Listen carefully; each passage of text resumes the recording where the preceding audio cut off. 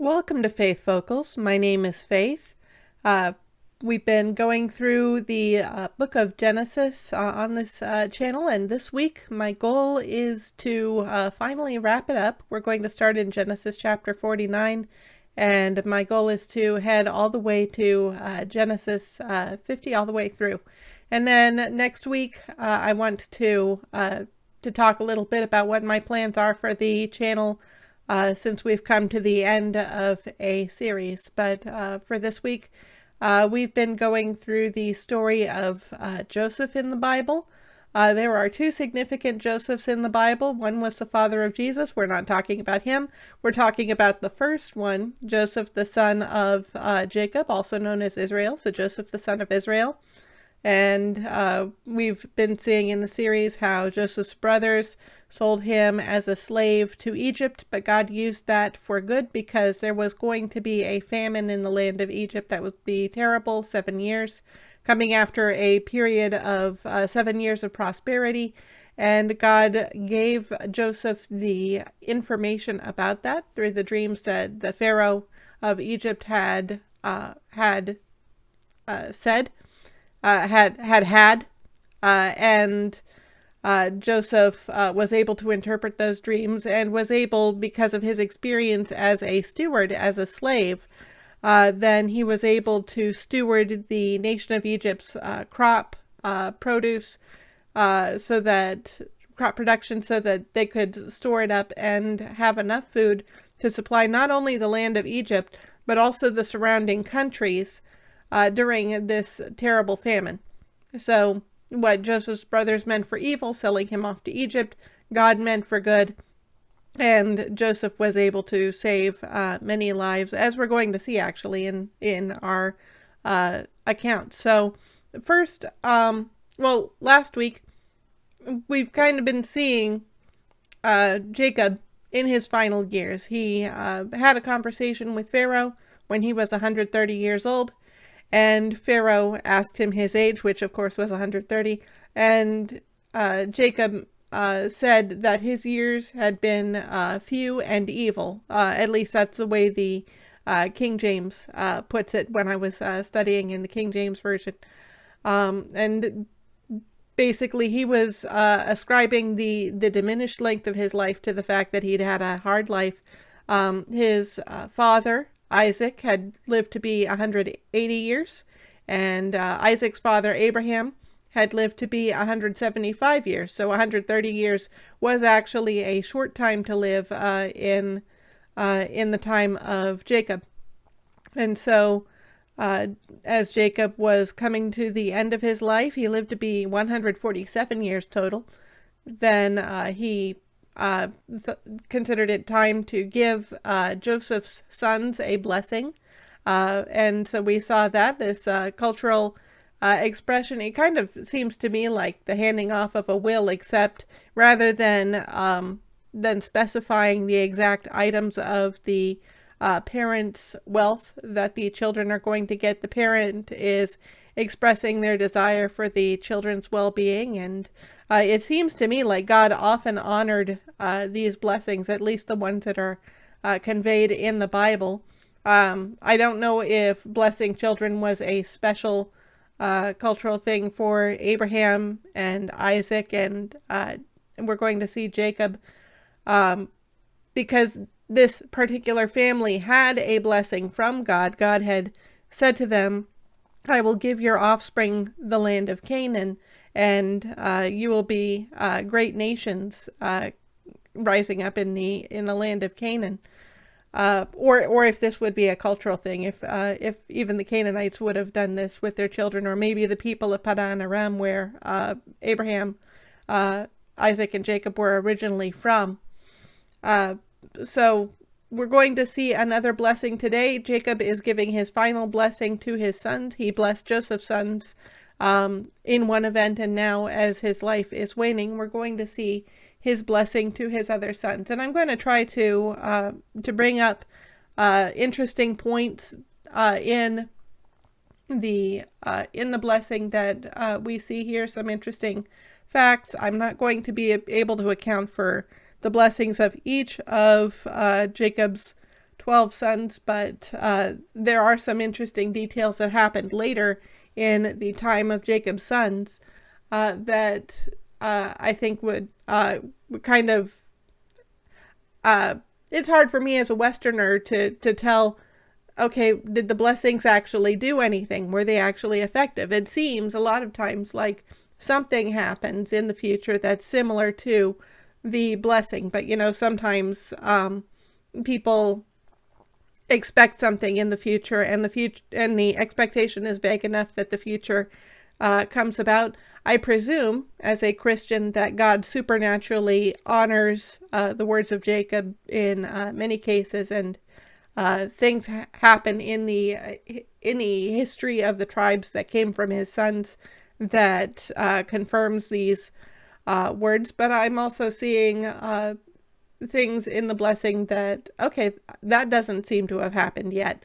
So I'm going to mention some of these. I can't account for the blessings to all 12 sons, but I think there are some interesting details that we can find here. So we'll start in verse 1. Then Jacob called his sons and said, "Gather yourselves together, that I may tell you what shall happen to you in days to come. Assemble and listen, O sons of Jacob. Listen to Israel your father. Reuben, you are my firstborn, my might, and the firstfruits of my strength. Preeminent in dignity and preeminent in power. Unstable as water, you shall not have preeminence, because you went up to your father's bed. Then you defiled it. He went up to my couch." So the idea here, Reuben, obviously the firstborn, he would expect to have the birthright. He would expect to have double the inheritance that his brothers got. And so Jacob is, it seems like Jacob is conveying to Reuben, that's not my intention, because you slept with my concubine Bilhah. When Jacob got married, he married the daughters of Laban. He intended to marry Rachel, the youngest daughter, but Laban tricked him, deceived him, so that when the marriage ceremony was over, then Jacob found that he had married the older daughter, Leah. And it seems like the custom that when one of these young women got married off to some man, they would also have some versions of the Bible call it a handmaid. I think we would see this as a servant or perhaps a slave who would also go with the young lady, maybe to help her out. But also what often happened in these cultures is the servant might become a concubine, which is what happened with Leah. Had a servant named Zilpah, and Rachel had a servant named Bilhah, and both of these women bore children to Jacob. So from what I understand, and I'm kind of uncertain of my understanding of the culture here, but it seems like a concubine was considered to be the wife of the man into whose family she joined, and it's different than becoming a wife by marriage. It seems like she joined the family as a process from the marriage of the wife to whom the man married. So in other words, Bilhah joined the family because of Rachel, not through marriage of her own. But these concubines were considered wives, at least after they had relations with the man into whose family they were married. So I speak awkwardly because I feel like it is an awkward subject. I don't know that this was pleasing to the Lord. As far as I can tell in the Bible, his will for marriage is that it happens between one man and one woman, and that's it. For their whole lives, it should be between one man and one woman, and that is the only context in which sex should occur based on the Bible. So this concept of concubinism, it does not seem to me like something that fits that structure. I don't think God approved, but the Bible is also open that this was a thing that did happen. It was a culturally accepted thing in the people of Israel, and in some cases it created trouble, such as when Abraham, who had been very faithful to his wife Sarah, had not been with another woman, even though Sarah was barren, finally gave in to Sarah's suggestion that he have a child through Hagar, Sarah's servant. That created trouble in Abraham's family, and I would suggest long-lasting issues. Now we have the descendants of Ishmael who are trying to destroy the descendants of Israel, who Israel are the descendants of Isaac, the promised son to Abraham. I definitely appreciate everyone that exists. We're all created in God's image. I don't wish any harm on anyone, but I do think that there is some trouble that has happened in world events because of this conflict, particularly between the offspring of Ishmael and the offspring of Isaac. Ishmael was not, God allowed the existence of Ishmael to happen, but Ishmael was not a part of God's ideal plan. And this gets into kind of a difficult concept to grasp in Christianity. If God is so perfect, then how come things happen that are outside of God's will? How come people are allowed to sin? Is God in control of events, or are humans with our free will in control of events? And I tend to understand that God is gracious to us, and so he permits us to act with free will. However, he already knows what we're going to do. And so God has a view of human events in mind that would be the best view. If we would do things this way, then everything would be great. We would have as little conflict as possible. However, we humans are rebellious. We turn against God, and God permits us the free will to do so. So in that case, there is another course of events which God is also fully aware of, which is the path that history actually takes over time. That includes all of our sin and all of our I'm trying to think the social practices that we accept that God would not accept because he realizes how damaging they are. So there is God's will in the sense of this is what God wants to happen, and then there's God's will in the sense of this is what God has allowed to happen, even though it is not exactly what God wanted. But God always has a plan, even for that second path. Things will never get out of hand because God is fully in control, and he has the best for humanity in mind, even though we turn against him.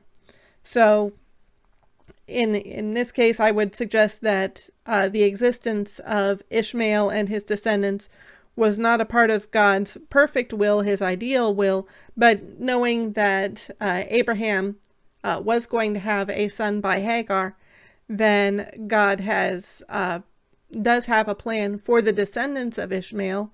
They are here on earth as image bearers of God as well, and definitely have value and a right to be here. But they don't have a right to be trying to destroy the descendants of Isaac, who was the son that God promised to Abraham.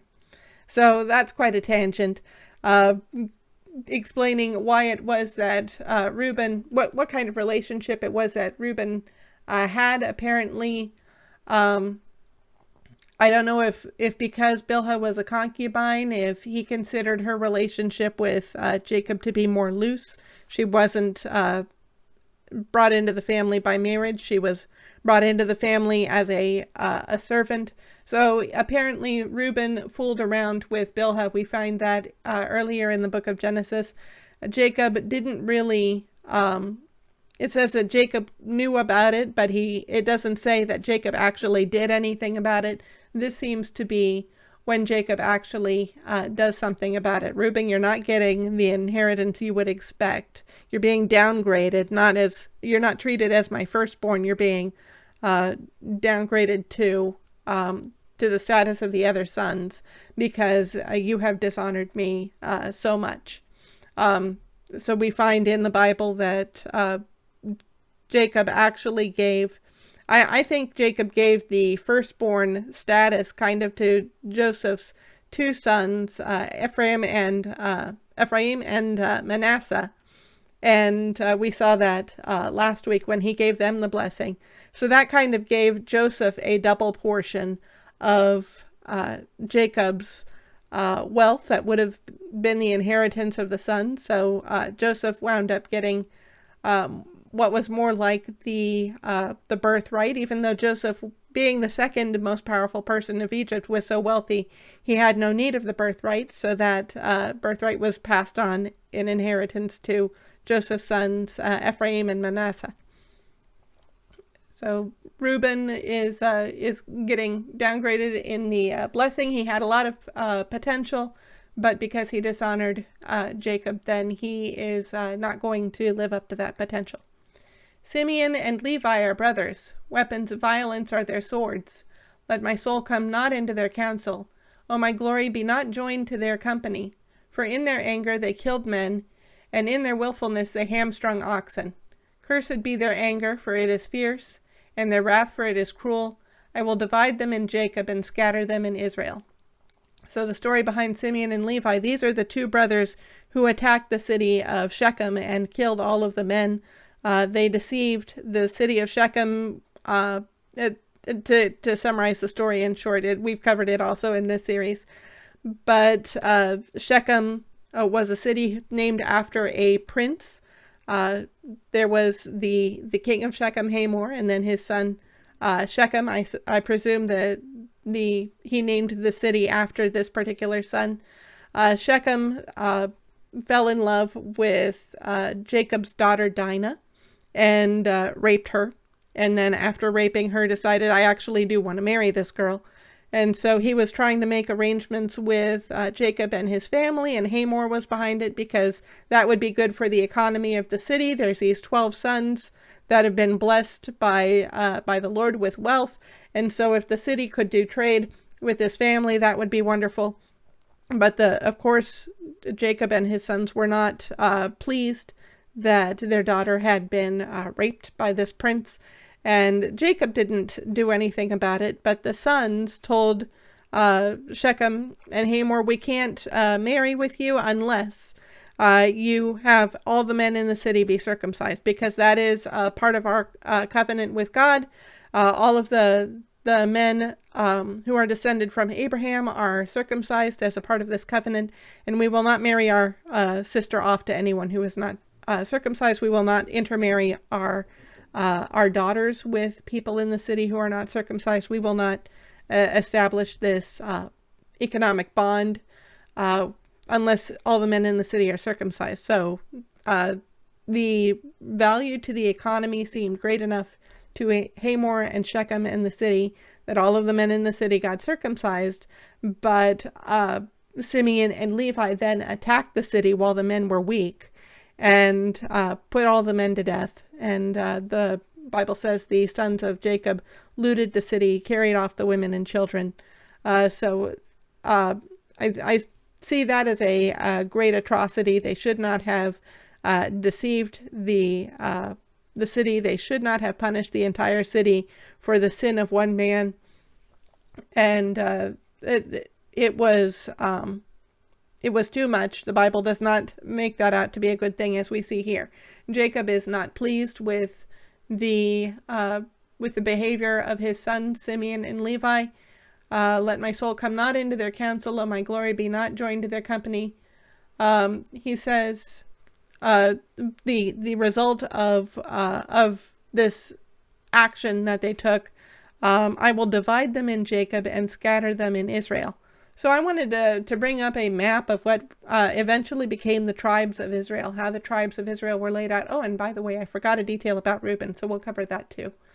Here's a map of the tribes of Israel. And so we're going to see we have the tribe of Judah, the tribe of Simeon, the tribe of Reuben, Gad, Benjamin, Ephraim, Dan, Manasseh has a lot of territory here. Issachar, Zebulun, Naphtali, Asher. If you count these, there are 12 tribes. However, there's 2 tribes that are not in this map. The tribe of Joseph is not anywhere in this map, and that's because his sons are represented instead. We have the tribe of Manasseh and the tribe of Ephraim. The other tribe that's missing is the tribe of Levi. So when God freed Israel from slavery in Egypt, when God brought Israel back to the land of Canaan, the promised land, of course, everyone's probably familiar with, at least everyone who has watched Prince of Egypt or the Ten Commandments is familiar with the final plague that hit Egypt, in which the firstborn sons of every household were slain.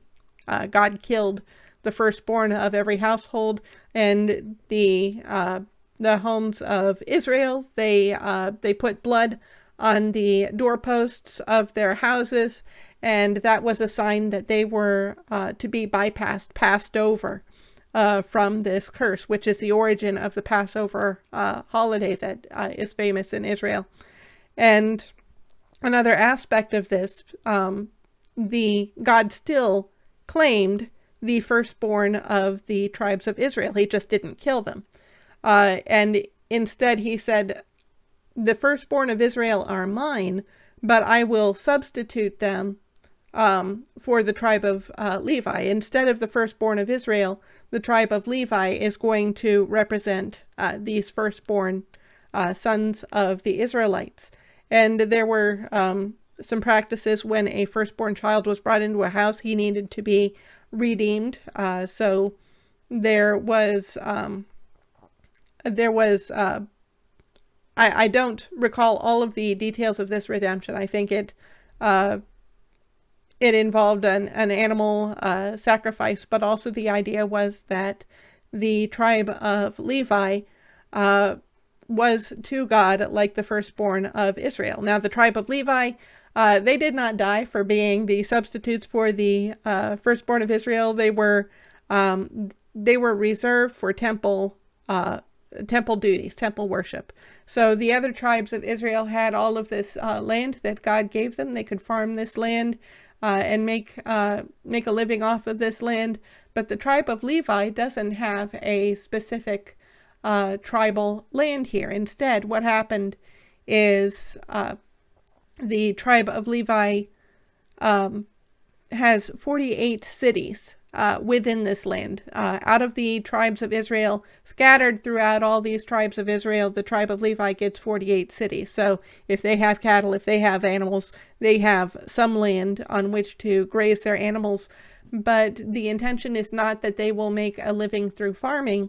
The intention is that they will all serve in the city of Jerusalem here at the temple, and they will earn their living from the sacrifices that the nation of Israel brings into the temple.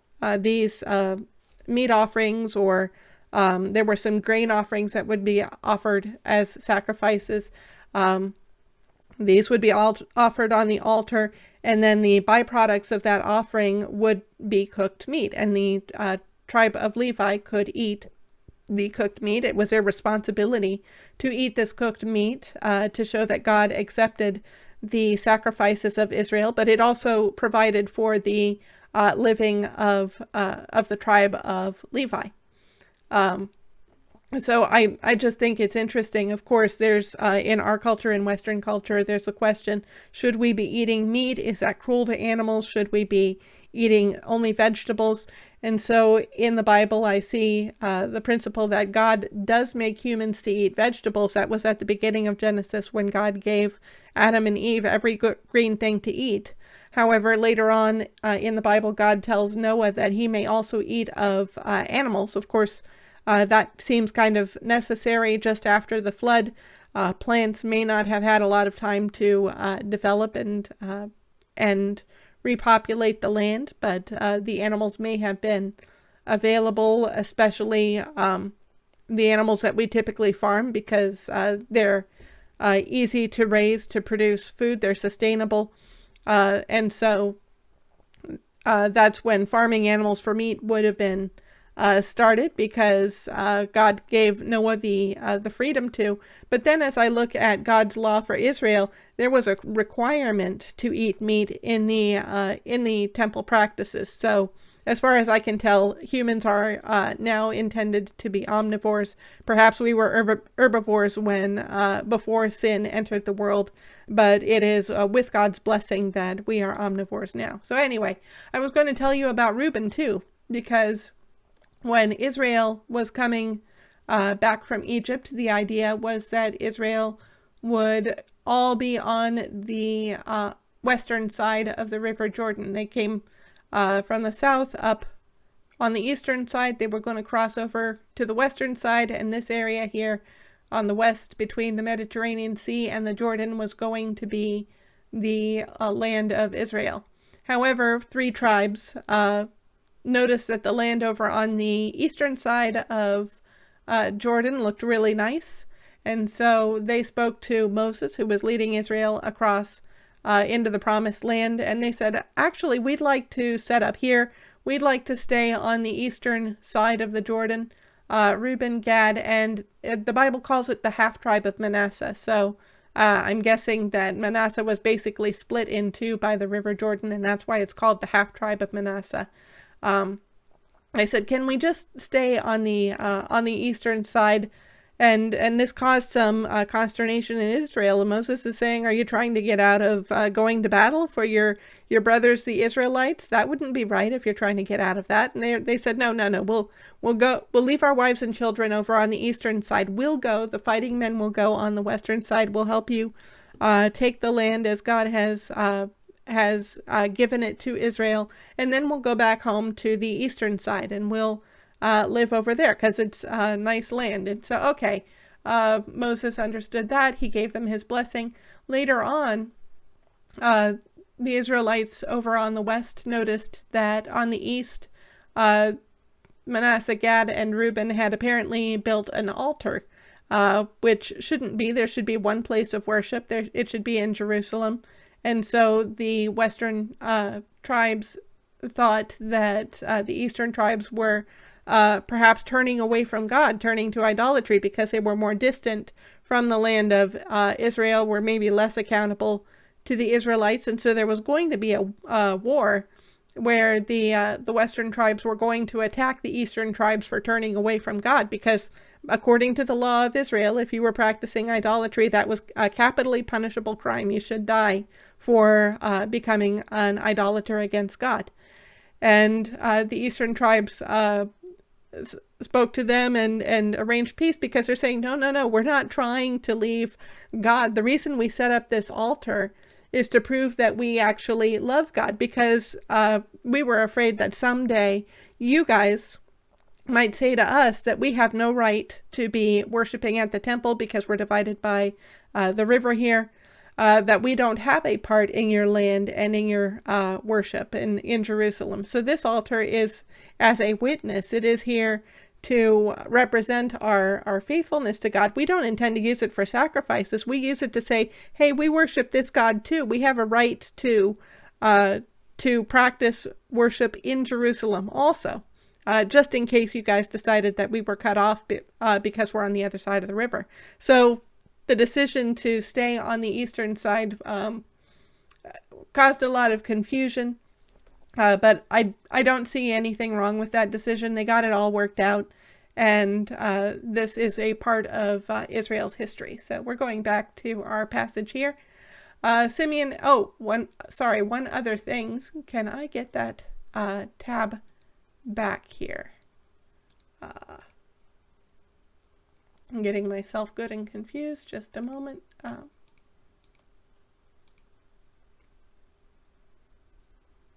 Okay, so I'm going to have to, I'm not going to have that tab available. Let me quickly look this up. Map, tribes of Israel. I can get that image pretty quick. And I was using the one off of Wikipedia, so here we go. One last thing before we go. Wanted to point out the tribe of Simeon.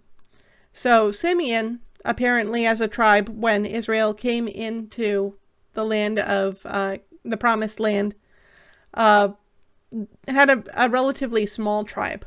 So I don't know if this is as a result of the blessing where Jacob said that his sons would be divided and scattered in Israel.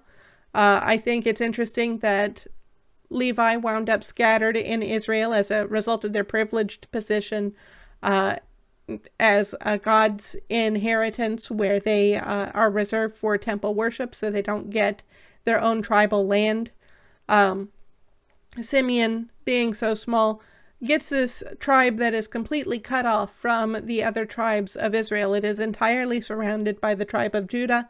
That seems like it was a favorable arrangement. I'm not aware of any issues with that arrangement. I just think it's interesting that they wind up divided from the rest of the tribes, and I wonder if that has anything to do with the blessing. So now we'll be heading back to our passage here. Judah, your brothers shall praise you. Your hand shall be on the neck of your enemies. Your father's sons shall bow down before you. Judah is a lion's cub. From the prey, my son, you have gone up. He stooped down, he crouched as a lion, and as a lioness who dares rouse him? The scepter shall not depart from Judah, nor the ruler's staff from between his feet, until tribute comes to him. And I like to check out these footnotes. Okay, so I'll get back to this here. It's a little bit confusing. Until tribute comes to him, and to him shall be the obedience of the peoples. Binding his foal to the vine, and his donkey's colt to the choice vine, he has washed his garments in wine, and his vesture is the blood of grapes. His eyes are darker than wine, and his teeth whiter than milk. So Jacob has a lot to say for Judah. Seems pretty favorable. I'm not quite sure what Judah did to deserve this favor. My impression of Judah as a person is not exactly the highest, because for one thing, Judah was the son who arranged for Joseph to be sold to Egypt. Maybe Jacob wasn't aware of this. Maybe no one told Jacob about this.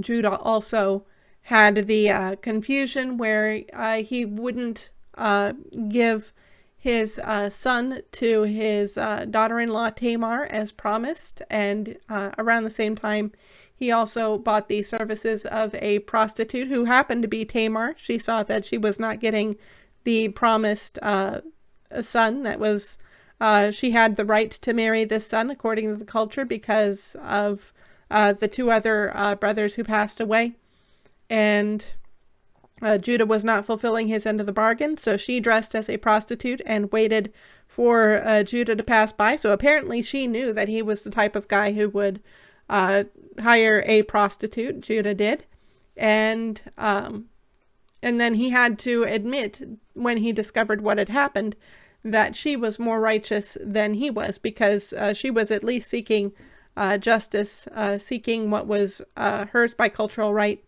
And he had not given her what he had promised her. So I don't have a high opinion of Judah's character. However, he also took responsibility for Benjamin. When they went to Egypt, Joseph was insisting on seeing Benjamin, and Jacob didn't want to lose Benjamin, but the family couldn't get food from Egypt unless they brought Benjamin. And so Judah said, I'll be responsible for Benjamin. Any repercussions for losing Benjamin, you can bring them on me. Benjamin turned out fine. Joseph just wanted to make sure that his brother was protected. The family eventually moved to Egypt, where they were safe. And so maybe Judah gets the honor for Benjamin's safety because Judah was willing to take responsibility for Benjamin. Also, the first three brothers have pretty negative histories. Reuben dishonoring Jacob by fooling around with his concubine. Simeon and Levi putting all of the men of the city to death. Judah is the first brother who, if nobody told Jacob about him selling Joseph off to Egypt, Judah seems pretty stellar as a result of that. So maybe that's why Jacob is so favorable to Judah. But Judah is the most significant of the brothers in this blessing. Part of the blessing that Jacob makes here is the scepter shall not depart from Judah, nor the ruler's staff from between his feet. So Jacob is predicting that the tribe of Israel is going to have a king, and that king is going to come from the line of Judah. We've been watching since the beginning of the book of Genesis. There's been a prophecy, and I believe it's Genesis chapter. Let me pull up a proper tab here. We can use this. So Genesis chapter 3. Okay, I'll just go ahead and make that jump. Verse 15, God made a prophecy at the time that Adam and Eve rebelled against him. God said, I will put enmity between you. He's speaking to the serpent who tempted Eve. I will put enmity between you and the woman, and between your offspring, or seed, so progeny, and her offspring. He shall bruise your head, and you shall bruise his heel. So God is speaking in the hearing of Adam and Eve, but he's speaking to the serpent, that the offspring of the serpent will bruise. This word in Hebrew also could be crush. The serpent's head, and the serpent's progeny would bruise or crush the heel of the woman's offspring. So definitely, if I were going to choose between having a head injury or a heel injury, I think the wise choice would be the heel injury, much less fatal. And so we're looking for the offspring of the woman who will bruise or crush the head of the serpent. So the head of the I'll call it the force. I believe that it's personal. I believe that Satan is a real person who instigates a lot of trouble in our world. So he is our enemy. He has his angels who serve him, the fallen angels, the demons, who also take part in causing this trouble. So they would be progeny, but also I think this refers directly to Satan. Jesus definitely put a death blow in Satan's agenda by dying on the cross and rising again. Jesus, I believe, is the fulfillment of this prophecy, the son of the woman who, the son of Eve who defeated Satan. So, I'm trying to figure out where my line connects to the thought that I had before. The part of this prophecy, part of what we're looking for, every single human being who sins against God has been dealt a death blow by Satan. The wages of sin is death, the Bible tells us. And so when we sin against God, when we rebel against God, we have received a wound to the head, essentially. We are going to die for our rebellion against God. And so we are looking for someone who never sins, someone who has never received that head blow from Satan, someone who will not die due to his own sin. And so we saw that Adam and Eve, of course, naturally they're the first humans. They're going to be the ancestors of this individual. They had 3 sons, Cain, Abel, and Seth. Cain killed Abel, so Cain definitely sinned. Cain's offspring was wiped out in the flood. So that left Seth to be the ancestor of the Savior, of the prophesied seed. Seth's descendant Noah survived the flood. Noah's line was the only line to survive the flood, so Noah was the ancestor. And then God made this promise to Abraham that through Abraham all the world would be blessed. And so that blessing is actually the seed, the promised seed, here in Genesis 3:5. So the Savior, the promised seed, is going to come through the line of Abraham, Isaac, and Jacob. God extended his promise to all three of these. So now in our passage in Genesis 49, Jacob is making a blessing, and he singles out Judah. He says, "The scepter shall not depart from Judah, nor the ruler's staff from between his feet, until tribute comes to him." And then this is where we get it gets interesting. In the King James Version, let me go ahead and pull that up. "The scepter shall not depart from Judah, nor a lawgiver from between his feet." So not just a ruler, but a lawgiver. "Until Shiloh come, and unto him shall the gathering of the people be." So this is why there's an issue here, why there's a footnote. What does this word Shiloh mean? It's possible that it could mean he to whom it belongs. I'm not familiar of the history of Shiloh. I know that when Israel came back to the promised land, when God brought the nation of Israel back, they had a tabernacle that was a temporary structure of worship until the nation of Israel eventually built the temple much later, after they came into the land of Israel. For a while, the tabernacle lived in a place called Shiloh. So I don't know if it's related to this word Shiloh, but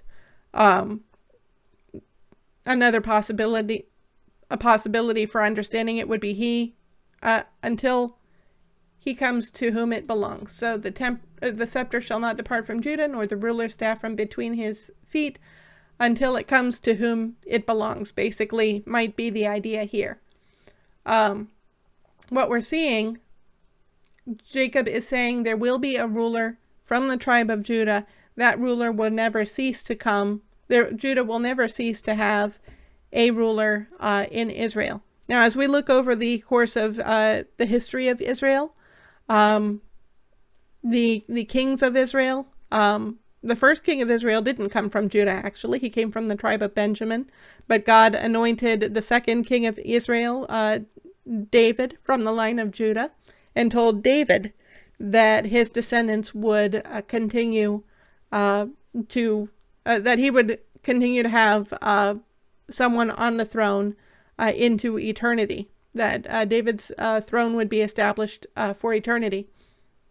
So that was a promise made to the descendant of Judah.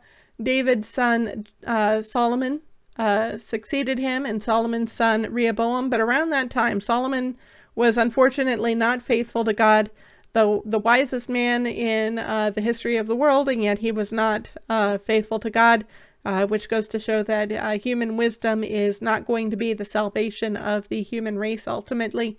But because of Solomon's disobedience, God split the nation of Israel. The southern portion of Israel still continued in the line of Judah. However, the northern portion of Israel rebelled from Rehoboam, Solomon's son. They took on their own king named Jeroboam. He did not serve the Lord. The northern portion of Israel never had a king that served the Lord. The southern portion, some of their kings did, many of their kings didn't. And God eventually judged the entire nation, both north and south, by exiling them, the north to Assyria and the south to Babylon.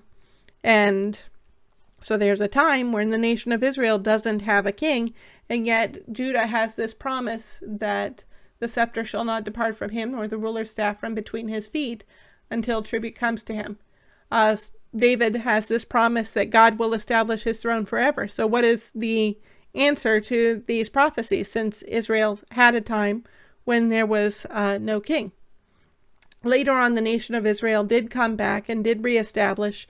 They didn't, as far as I understand, I don't believe they had anyone that was really considered king of Israel until the time of the Hasmoneans. So that's a period in between the Old Testament and the New Testament. The Hasmonean dynasty came out of the line of the Maccabees. If you look in the Apocrypha, you can see the story of how the Maccabees lived during the time of Antiochus Epiphanes. He was I believe, Grecian ruler who the Greeks controlled the territory that Israel was in at the time. So he was in control of Israel. He desecrated the temple of Israel. He put to death people who were not worshiping, God. They were not worshiping the Grecian gods. And so the Maccabean family, the Maccabees,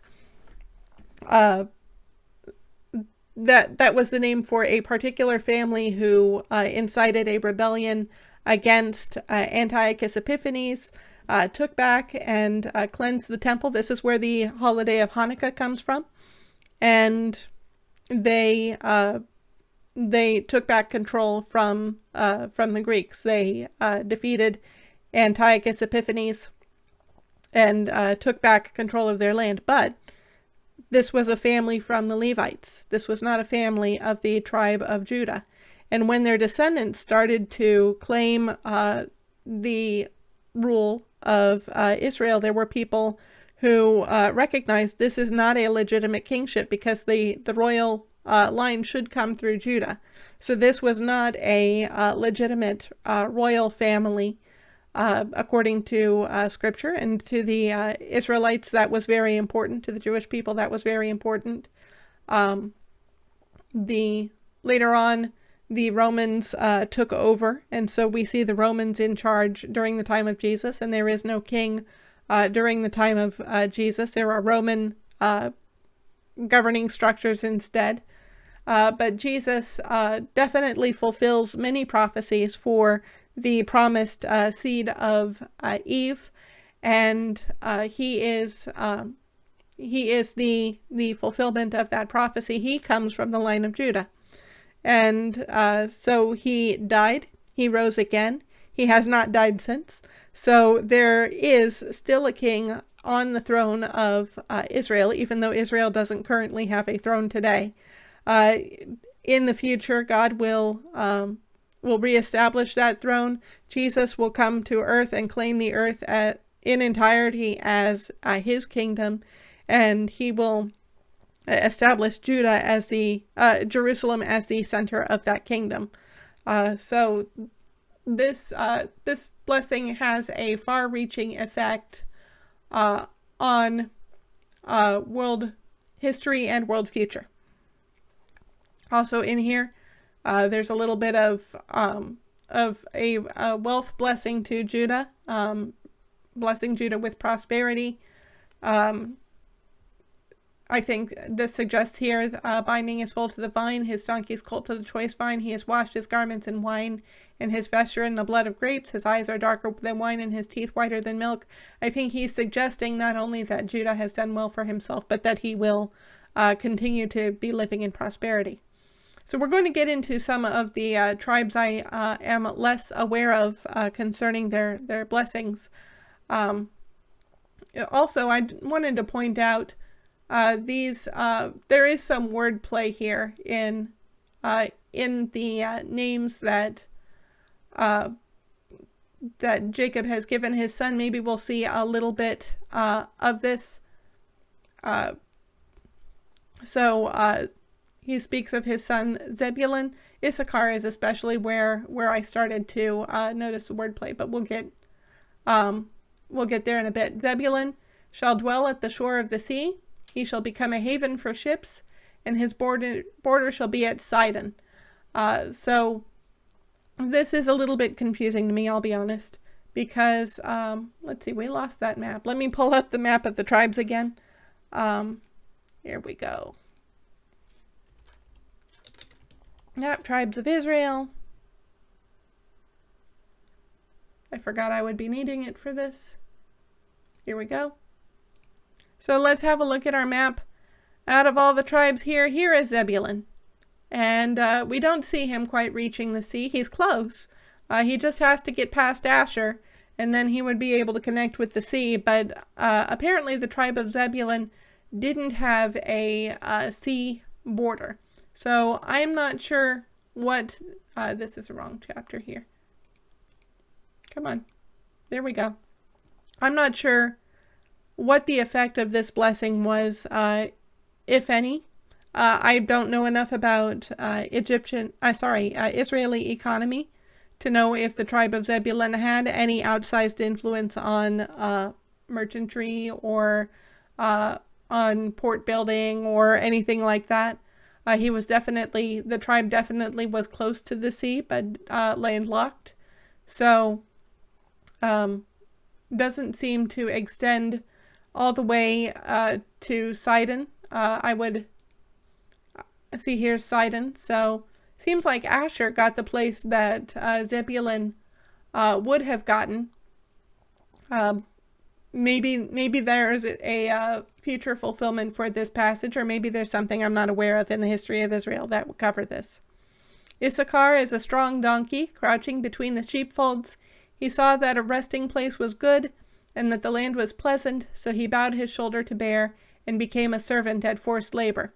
There was, as I was looking at this in King James, I think, also, it could be between its saddlebags here. So the idea is Issachar could be strong, could be independent, but he's accepted servanthood because it gives him a good reward. It gives him a good wage. His expenses are taken care of. He's willing to work for a good wage. And I believe that comes out stronger in the King James Version. He saw that his rest was good in the land, that it was pleasant, and bowed his shoulder to bear, and became a servant unto tribute. So the idea is that he was getting paid for his servitude. The word Issachar, the name Issachar, when Leah had her son Issachar, she saw him as her reward. Now for the culturally acceptable practice of giving her servant Zilpah to Jacob. This was bearing Issachar was Leah's reward. That was the way she interpreted it. I don't know that she interpreted it rightly, but she called him basically reward or hire. That's the idea behind the name Issachar. So there's some wordplay here that Issachar is settling for hire instead of claiming freedom. So he's getting a good position, maybe not what everyone thinks is ideal, but he thinks it's ideal, and that's what matters. So I don't know what the effect of this is in the future. Dan shall judge his people as one of the tribes of Israel. Dan shall be a serpent in the way, a viper by the path, that bites the Lord's heels so that his rider falls backward. I wait for your salvation, O Lord. Now Dan's name was Judge, and I believe that, if I'm not mistaken, I believe that he was a descendant of Bilhah. And let me chase this down and make sure that I have this right. I'm going to want to find a cross-reference. Yes. So Rachel, she had a servant named Bilhah. For most of her time with Jacob, Rachel was barren, and so she had to rely on her servant Bilhah to bear a child in Rachel's name. There's apparently an idiom, we're going to see it later, in the culture at the time. The idea was that when a concubine bore a child, the child was born on the knees of the mother, of the first wife. And so the child would be born in the name of the wife, even though it was the descendant of the concubine. So Bilhah was the mother of Dan, and Rachel gave Dan the name based on the word for judge. God has judged me and has also heard my voice and has given me a son. She was saying God had judged favorably in her case. So now Jacob is playing with the name Dan. Dan shall judge his people as one of the tribes of Israel. Dan shall be a serpent in the way, a viper by the path that bites its horse's heels so that its rider falls backward. I wait for your salvation, O Lord. So Dan has some interesting history we find in the book of Judges. Dan's descendants. One of those descendants is very famous. His name was Samson. And Samson was one of the judges of Israel. Now, these judges were not people who sat and heard cases and decided who was right and who was wrong. These judges were people who God had given Israel coming into the promised land. Israel should be claiming the land that God gave them and should be driving out some of the nations that lived in the land. The land was to become the nation of Israel's. I know of 7 specific nations, so that's why I say some of the nations. Israel failed to drive out these nations fully, and that gave them a lot of trouble. Samson especially was he was an adversary to the Philistines, who were not one of the 7 nations that God told Israel to drive out, but the Philistines definitely caused their share of trouble. So I think a lot of us are familiar with the story of Samson. God had told his parents not to cut his hair, and God gave him supernatural strength as long as his hair remained uncut. This is because Samson was assigned by God the status of a Nazirite. In the culture of Israel, you could choose to become a Nazirite. You could choose not to cut your hair for a time and to avoid wine. And that was a sign that you were consecrated to God. You wanted to dedicate yourself to God for a time. It was supposed to be a temporary status. But God said for Samson, from the time that he was in the womb, even his mother was not allowed to drink wine, because Samson was so consecrated to God. And throughout the entirety of his life, he was not to cut his hair or drink wine. But Samson did not have a heart that was consecrated to God. We see that Samson, one of the famous stories in Samson's life is how he fought a lion and won and killed the lion. And then later on, he came by the lion's corpse, and some bees had made a hive in the lion's corpse. And so Samson reached in and took some honey from the hive and ate it. And that would not have been appropriate for a Nazirite to do. A dead body is unclean. Even a normal Israelite is not supposed to touch a dead body. That makes a normal Israelite unclean. There are practices, rituals regarding cleansing oneself after becoming ritually unclean in that sense, but especially for a Nazirite. They were consecrated to God. They were not to become unclean. And so he was violating the Nazirite's vow that God had laid on him. He was not dedicated to God. We see a lot of the battles that he had against the Philistines. It seems like just about every battle, it was not motivated by a love of God and a dedication to glorifying God's name. All of these battles are personal slights that Samson has against the Philistines, and God arranges that these personal slights allow Samson to do great damage to the Philistines. But Samson is not the kind of judge that we would expect to be a good leader in Israel. However, he is a judge of the tribe of Dan, and a very important one, a very famous one. Later on, the tribe of Dan, let's have a look at our map again. We see the tribe of Dan was actually adjacent to Philistia. That's why Samson was such trouble to the Philistines. But the Philistines were very difficult to defeat because they had chariots at a time when most people did not, especially the nation of Israel that had migrated in from Egypt. And the tribe of Dan found that they weren't content with the land that God had given them for their tribe. So we have this city called Dan way up here. The tribe of Dan went on an expedition to find another place to live. And they found a quiet little city way up in the corner. The city wasn't bothering anyone, and it was called Laish. And Dan decided to attack Laish and to take that city as their land. So Dan does not have a good reputation in the Bible, from what I can tell. Later on in the Bible, we see a list of tribes that's going to be in around the end times. Let me see if I can pull up this list of tribes really quick. We're going to be Revelation.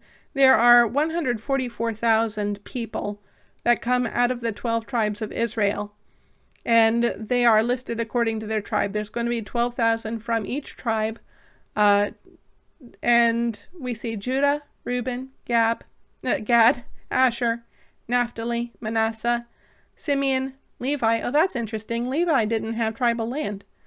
Issachar, Zebulun, Joseph. Well, that's interesting. Joseph didn't have tribal land. Manasseh had tribal land. Benjamin. So we're missing a couple tribes here. We still have 12 tribes. Judah, Reuben, Gad, Asher, Naphtali, Manasseh. That's 6. Simeon, Levi, Issachar, Zebulun, Joseph, Benjamin. That's 6. So that's 12 tribes. But the 2 tribes we're missing are Ephraim. And I'm not aware of why Ephraim is not in this list. He gets represented by Joseph here. And Dan is not in this list. Instead, we find Levi in the list, where we would not expect to see him because he doesn't have tribal land. But Dan does not get mentioned in the list. So I would suggest that maybe that's because Dan is a serpent in the way of I provide the path. The tribe of Dan wasn't honorable. I could be wrong about that. I'm definitely open to input and would love to see your comments down below. So there's the history of Dan. Raiders shall raid Gad, but he shall raid at their heels. Gad, the meaning of his name is troop, or this word says it sounds like Hebrew for raiders and raid. So there's some play here. Gad's going to have some trouble from opposing enemies, raiders, but he shall raid at their heels. He will eventually defeat them. Asher's food shall be rich, and he shall yield royal delicacies. And we did see that Asher gets this coastal land, so probably a great territory for producing food and also for importing wealth, food, things from the other nations. Naphtali is a doe let loose that bears beautiful fawns. This word also, or gives beautiful words, so that's the way it's described in King James, is gives beautiful words. We're getting into some of the vaguer texts, so I don't have a lot to say about Naphtali and what happened to him. Joseph is a fruitful bough by a spring. His branches run over the wall. The archers bitterly attacked him, shot at him, and harassed him severely, yet his bow remained unmoved. His arms were made agile by the hands of the mighty one of Jacob. From there is the shepherd, the stone of Israel. By the God of your father who will help you, by the Almighty who will bless you with blessings of heaven above, blessings of the deep that crouches beneath, blessings of the breast and of the womb. The blessings of your father are mighty beyond the blessings of my parents, up to the bounties of the everlasting hills. May they be on the head of Joseph and on the brow of him who was set apart from his brothers. So definitely Joseph is getting, I interpret this as the firstborn's blessing. This is a very rich blessing. Of course, we see why. We understand that the archers that bitterly attacked him are his brothers, and he remained strong even though he was sent to Egypt. I want to quickly go over these footnotes because I like to be aware of what we've got many different versions of the Bible for a reason. The translation is not straightforward. You're not going to get a one-to-one word-for-word translation when you're translating from any language. So I like to be aware of how these verses could be understood. So he's referring to a fruitful bough with branches that run over a wall. Another way to understand this, and not knowing Hebrew, I don't fully understand why it would also be translatable as a wild donkey beside a spring, his wild colts beside the wall. But anyway, in either case, something strong, something that has been able to prosper, despite all of this harassment that Joseph faced. And in the Hebrew, this would have been the arms of Joseph's hands. I think it's interesting. Jacob here is referring to the shepherd, by the name of the shepherd. So by the name of the shepherd, the stone of Israel, there's a particular shepherd that Jacob has in mind, and I wonder if it goes back to that Genesis 3:15 passage, we get the account of Adam and Eve through somewhere. So Jacob may have been aware of that account and may have been waiting for the deliverer of Israel. So he is identifying himself, Israel, with this shepherd. I don't believe he is referring to himself as a shepherd, even though Jacob and his sons were a shepherding family. When he says the stone of Israel, I'm remembering when he was fleeing from his home and he rested at Bethel and laid his head upon a stone. And when he saw that vision of the angels going up and down on the ladder or steps to God, and God promised to bring him back to the land, Jacob anointed that stone that he had rested his head on as a sign that he would be consecrated to God. So I wonder if he's identifying that stone with the consecration with the God who brought him back to Israel. He uses the word Almighty here, which is the word Shaddai. God's name El Shaddai seems to be related to God's promise to bring the nation of Israel back to the land of Canaan and to multiply it as a great nation. So Shaddai will bless you with the blessings of heaven above, blessings of the deep that crouches beneath, blessings of the breast and of the womb. The blessings of your father are mighty beyond the blessings of my parents, up to the bounties of the everlasting hills. And then there may be a slight difference in how those words might be understood. I don't see a lot of significance to that difference. May they be on the head of Joseph and on the brow of him who was set apart from his brothers. Benjamin is a ravenous wolf in the morning, devouring the prey, and at evening dividing the spoil. So we don't know a lot about Benjamin, don't know a lot about Benjamin's history, why he is getting related to a ravenous wolf. I don't necessarily see this as a negative. We don't see a wolf as a positive thing now, and I'm sure that shepherds probably wouldn't see a wolf as a positive thing. But I'm thinking the emphasis here is that Benjamin is able to get spoil, that Benjamin is able to claim victory. I am aware that the tribe of Benjamin caused some trouble during a point in Israel's life. There was a city in Benjamin, I believe it was Gibeah, and there was an incident at this city.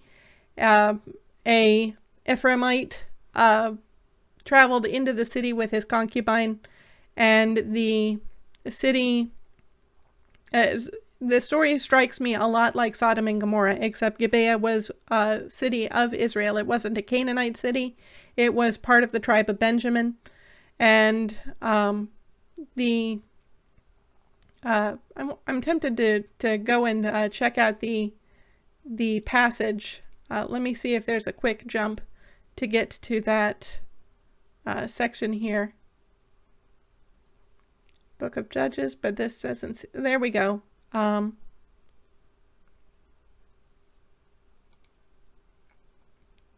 So we're looking at the account of the city of Gibeah. There was a Levite. His concubine was unfaithful to him, so he went to get her back. There's an account of her father-in-law tried to get them to stay at the father-in-law's home, but eventually the man decided to leave. Instead of staying at the Gentile city of Jebus that would later become Jerusalem, he stopped at Gibeah, and they rested there. The Gibeah was in the tribe of Benjamin. There was an old man who gave them some hospitality, let them stay at their house because he realized that it was not safe for them to stay in the street, which would be their only option if they didn't have a place to rest in the city of Gibeah. He said, I will care for your wants, only do not spend the night in the square, which sounds very similar to what Lot said to the two angels that went into Sodom and Gomorrah. So he brought him into the house, gave him and his donkey's feed. While they were resting in the house, worthless fellows surrounded the house, beating the door, and they said to the old man and the master of the house, "Bring out the man who came into your house that we may know him." So this is, again, very similar to Sodom and Gomorrah. These men want to rape the man who visited their city. In Sodom and Gomorrah, the Lot offered his virgin daughters instead to the men who were attacking the house, and they would not be satisfied. They wanted to attack the men who came to visit, who happened to be angels in the case of Sodom and Gomorrah. But in this case, the man sends his concubine out to the men of the city, and they rape her to the point of death. And so I'm sorry, I thought it was an Ephraimite. Okay, a Levite who was from Ephraim. So this was a Levite to whom this happened. The Levite, we can go back to where we came from. The blessing that about Benjamin, because I think I remember the rest of the steps. The Levite was naturally incensed that his concubine had been killed by the people of the city in such an evil way. He sent a message to Israel, and the way he did that was he cut the body of his concubine up into 12 pieces. So definitely not a clean act. This would have desecrated him, but he was not a Nazirite, and he felt like the message needed to be sent. I don't think that the way that he sent the message was appropriate, but he sent tell you what, I might want that passage after all.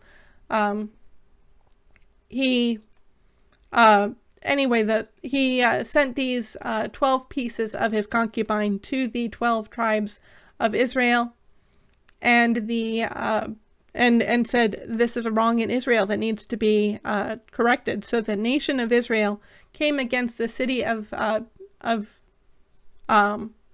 Gibeah, but the tribe of Benjamin defended the city of Gibeah. The tribe of Benjamin got badly beaten in that attack,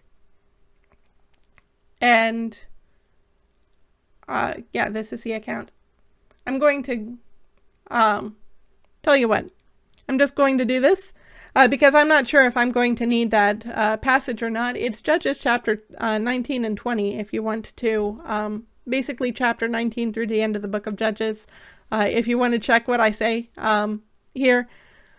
So the tribe of Benjamin defended the city of Gibeah, but was badly beaten by the other nations, by the other tribes of Israel, and those who fought against Benjamin promised an oath that they would not give their daughters in marriage to the tribe of Benjamin.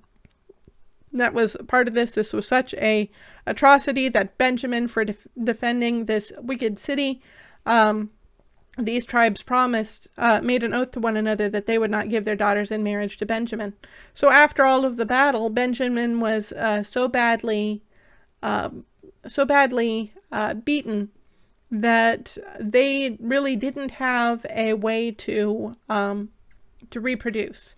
I don't remember the outcome, whether it involved the women and the children of Benjamin, what happened to them. But Benjamin was in a strait where the tribe of Benjamin did not have the female population to reproduce itself. It was going to die out, which was a tragedy because Israel was a nation of 12 tribes and Benjamin was one of those tribes. And so the nation really couldn't allow the tribe of Benjamin to die out, and yet they had made this oath not to give their daughters to Benjamin because of Benjamin's defense of the city.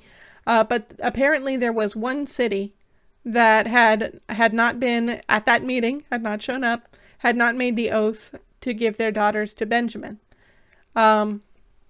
Tell you what, I am going to double check this. This is going to be in Judges chapter 21.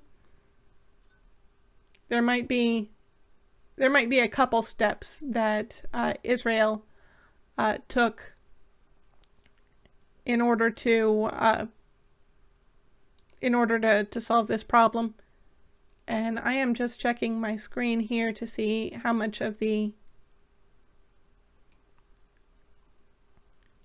detail I can get here. So here's the passage that I'm on. So Israel is trying to solve the problem. The people of Israel said, "Which of all the tribes of Israel did not come up from the assembly of the Lord? He shall surely be put to death." So of these, they're saying, which city did not come with us to fight Benjamin? They found that Jabesh Gilead had not come, and so they struck this city down for not agreeing with the battle, for not joining the battle, for not going up against Benjamin. And then the young women of the city, they gave to the tribe of Benjamin, so that the tribe of Benjamin would be able to reproduce. But even this was not enough. It would not have sustained the tribe of Benjamin. I'm trying to skip past a lot of the extra. So they said, "Behold, there is a yearly feast of the Lord at Shiloh, which is north of Bethel, on the east of the highway that goes up from Bethel to Shechem, and south of Lebonah." So we're seeing some familiar names here, Bethel and Shechem. That's where Jacob resided, him and his family, for a while. And Shiloh was the location where the tabernacle was currently set up to receive worship. And they commanded the people of Benjamin, saying, "Go and lie in ambush in the vineyards and watch. If the daughters of Shiloh come out to dance in the dances that come out of the vineyards, and snatch each man his wife from the daughters of Shiloh, and go to the land of Benjamin, and when their fathers or their brothers come to complain to us, we will say to them, Grant them graciously to us, because we did not take for each man of them his wife in battle, neither did you give them to them, else you would now be guilty." So that was the arrangement that they had for Benjamin, that they arranged that Benjamin would steal their wives and daughters. That way the people of Israel would not be guilty for violating their oath. So I don't think that was great. I don't think that that was the right answer for this problem. I do think that Israel needed to respond against Benjamin, but there was this history that severely diminished the size of Benjamin. This tribe became very diminished because they had opposed God and had defended the city of Gibeah, and they were a recovering tribe. And it was out of this tribe that the first king of Israel, Saul, came. He actually came from the city of Gibeah, and Saul. So he became king of Israel. He was not faithful to God. He was more faithful than a lot of the kings that came after him, but he was not faithful to God, and God gave the kingdom to David of the tribe of Judah later on, anointed David. Saul then had a vendetta against David while Saul was still king and David was still coming up. Saul was doing what he could to put David to death so that David could not take the kingdom away from Saul. Eventually, God arranged for Saul to die in battle. But then Saul had his descendants, his line. One of his sons had the difficult name Ishbosheth. Ishbosheth became king in the nation of Israel under Saul, but David was the anointed king. So Ishbosheth didn't have God's anointing to be king. He was just a descendant of Saul. And so there was conflict between David and Ishbosheth. There was conflict between Judah and Benjamin. So Benjamin wound up becoming a problem spot in the nation of Israel for quite a while. Eventually David took the throne and was able to claim the right away from Ishbosheth, as he should, because he was the anointed king. And was able to, there were several rebellions out of Benjamin because they felt like they had the right to the royal line because of Saul, but eventually that entitlement was put down by David and Solomon as they were establishing their kingdom.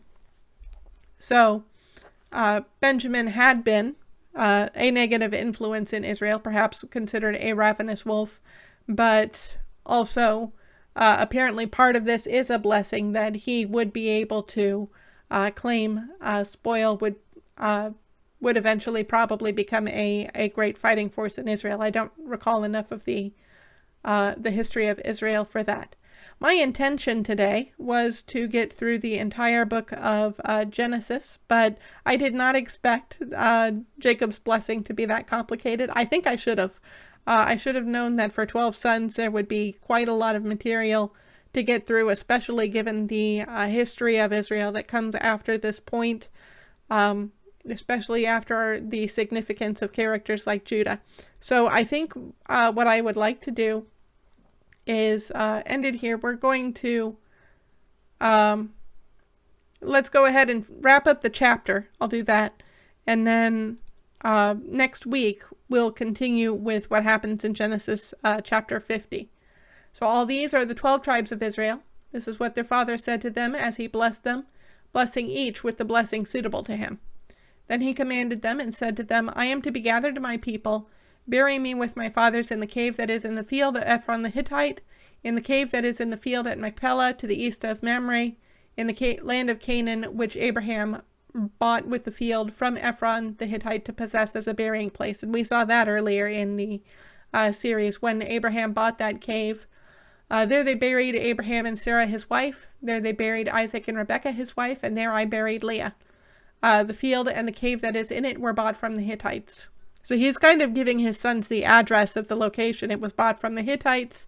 It's in the field at Machpelah to the east of Mamre. So this is how his sons know exactly where to find this place. When Jacob finished commanding his sons, he drew up his feet into the bed and breathed his last and was gathered to his people. So this is where we find the end of Jacob's life. We're going to see about the burial of Jacob next week. We'll cover that content next week. And then the week after that, I want to discuss my plans for the channel since we are coming to the end of our series studying Genesis. So that is where we'll leave it. Thank you very much for watching. I hope you'll be back next week, and God bless you.